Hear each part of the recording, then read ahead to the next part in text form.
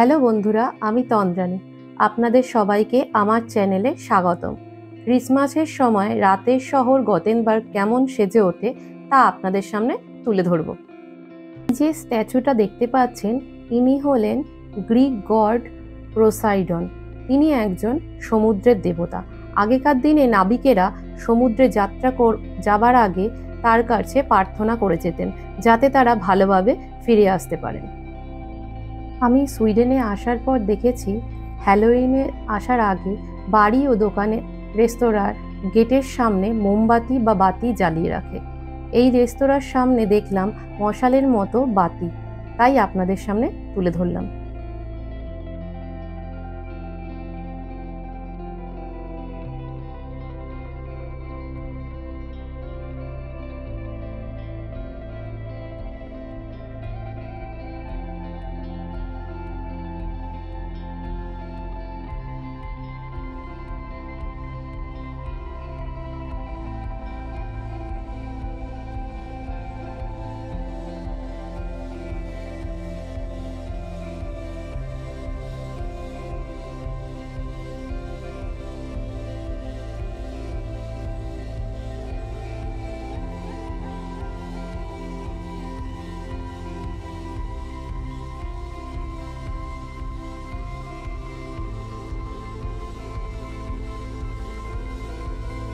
এই জায়গাটা দেখুন কত সুন্দর করে লাইট দিয়ে সাজিয়েছে। আমাদের দুর্গাপূজায় কলকাতায় যেমন চারদিক সুন্দর করে সাজায়, ঠিক সেরকম আমার পুরো কলকাতার দুর্গাপুজোর ফিলিংস মনে হলো।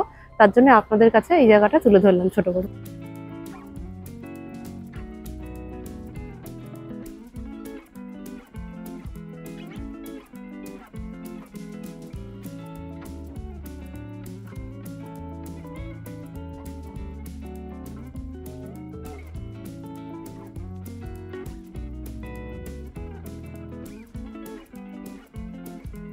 সমস্ত ইউরোপিয়ান দেশগুলির কাছে ক্রিসমাস এবং নিউ ইয়ার খুবই বিশেষ দিন। যেমন আমাদের দুর্গাপূজা, কালী পূজা আমরা বাঙালিরা খুব ভালোভাবে উপভোগ করে থাকি। আমাদের কলকাতায় যেমন আলোক রোশনায় সেজে ওঠে, তেমনই এখানে চারিদিকে নানা ধরনের লাইট দিয়ে সাজিয়ে তোলা হয়। সমস্ত বাড়ি, দোকান, শপিং মল, রেস্তোরাঁ সব জায়গাতেই সুন্দর সুন্দর লাইট ও নানা ধরনের মোমবাতি দিয়ে সাজিয়ে তোলে। দেখতে ভারী সুন্দর লাগে।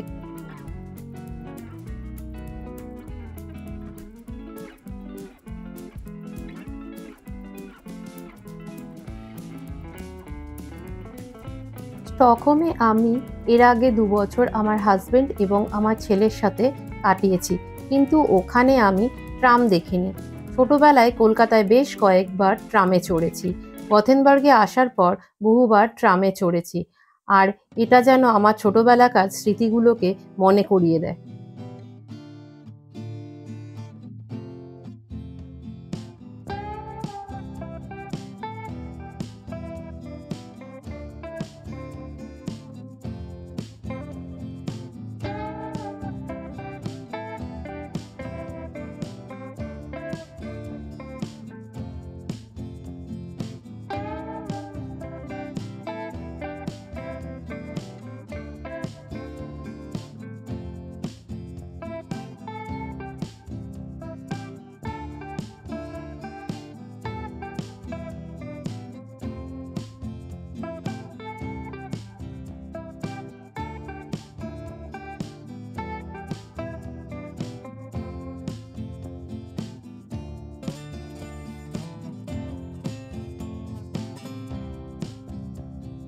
একটা দোকানে খুব সুন্দর করে সাজিয়েছে ক্রিসমাস উপলক্ষে। চলুন আপনাদেরকে দেখাই, আমার ভালো লেগেছে তাই আপনাদের সঙ্গে একটু শেয়ার করি।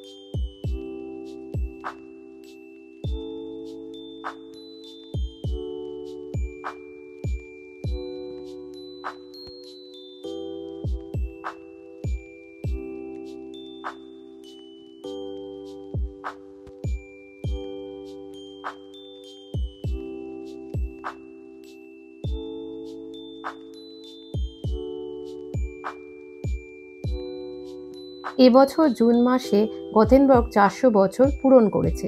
সেই সময় অনেক অনুষ্ঠান ও কার্নিভাল হয়েছিল। পরে অন্য একটা ভিডিওতে আপনাদের দেখাবো।